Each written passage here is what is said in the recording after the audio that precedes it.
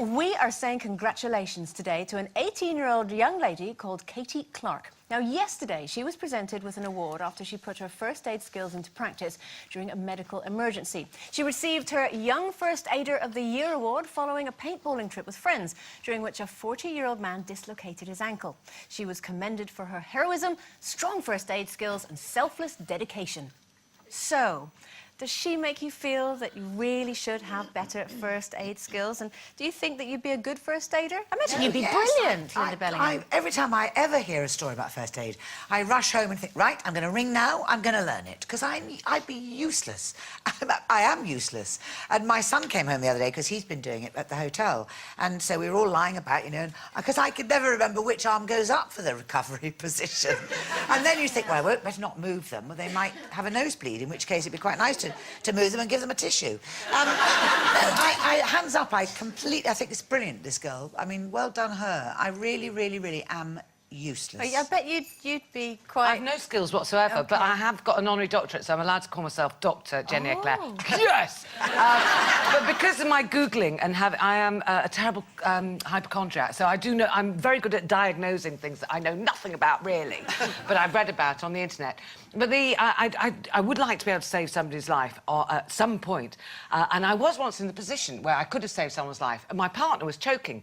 And I thought, Heimlich manoeuvre, must be able to give him the Heimlich manoeuvre. Unfortunately, he's too fat. Because you've got to get your hands around them and woo, like that. But I couldn't. I was behind him, and I could only get to just about there. And I had to call some blokes in off the street, too big, and they had to do one either side. Maybe it was like a different double technique for larger people, because Steve is... I've never thought about this before. He's quite... I probably couldn't fit round, and maybe there's a different... Maybe you just have to thump him in the back one instead. round the front and one round the back. You need a towel or a band. If you got round, and you think, oh, OK, and then you couldn't get him off the ground anyway. The other time when somebody saved somebody's life, it was going back to the school run, you know, and I used to share the school run with somebody who's a dreadful driver, and they were late back. God, that awful thing when your children are late back from school and someone else is driving.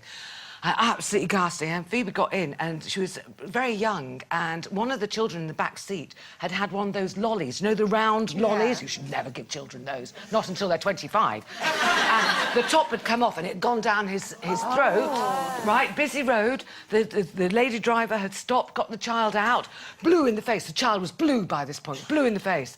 All the children crying, what to do.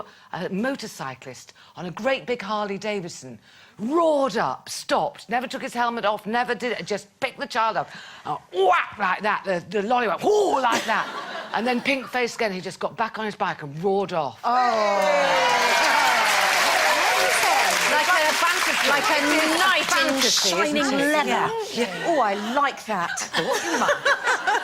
But, I mean, I must admit, I've had a kind of similar thing with Finny, but he didn't choke on a lolly, he put a pea up his nose when he was probably only about 15, 18 months or something like that. And I remember it was about bedtime, and I must have been tidying away or whatever, and he just put this thing up his nose. And the parent part of me went, ah, pea up the nose. And the other part of me went, I really don't want to go to A&E at 7 o'clock because it's just going to be quite long and painful. So I thought, well, I'll try and get it out myself. So I kind of put him upside down on my lap, and I had a pair of tweezers. I go, keep still, and of course he was going like this, and of course I pushed it in a little bit further. So then I was thinking, right, well, OK, you're pushing it in, you need to make it come out. So I made him sneeze. I can't remember what I did, if I got pepper or did something, but anyway, I made him sneeze and it went, pee everywhere. And we both went, yay! What do you do? I'm a brilliant first aider. Because kids are fascinated with all their orifices, because they're trying to work out what they're for, aren't they? Yes. And my daughter poked a bead in her ear. And right. she was 7 at the time, and she thought she was too grown up to have done something quite so silly, so she pushed it further in for about 5 hours. She was trying to get rid of it. So we ended up at A&E, which is the best You can't place. sneeze out your ear either. Not really. I mean, I did try and squeeze her head a bit, but it didn't really work. Because I must say, I can do CPR because... you know that thing where you go 1, 2, 3, 4, 5, you go on someone's chest like that, and then you cover their mouth and you take it off. And, no, then you go, oh, maybe I can't do it. No. And can I just say as well, if you think you know how to do something like that, don't have a go. Don't try and get someone who actually. Well, we did it on the live episode of The Bill. I saved Todd Carty's life, actually, live on air with pretend CPR. Right. But if you don't know what you do... I wish someone had said to me... It's pretend. It is pretend, yes, exactly. Is there an actor in the house? I tried to help a child once on holiday when we were in Cornwall. We took Beau's little friend with us, and she has eczema, this little friend. But she didn't mention that there was any problem with her going in the sea. So she went into the sea, and we were all... Isn't it amazing? It was a really sunny day, and then suddenly there was this ear-piercing shriek as this child ran out of the sea. The salt water was really hurting her skin. And we just had a little picnic bag with us with no first aid kit, and I said to Paul, it's all right, don't worry, I'll get it off her, I'll just rinse it off, I'll rinse it off. And he went, all right, OK, you deal with it. I got a bottle of lemonade, chucked it. And then rolled her in the sand. Well, no.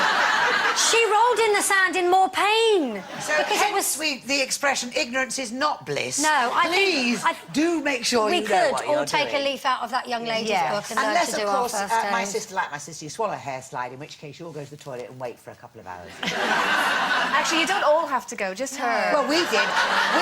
We were very keen to know what was going to happen. Right.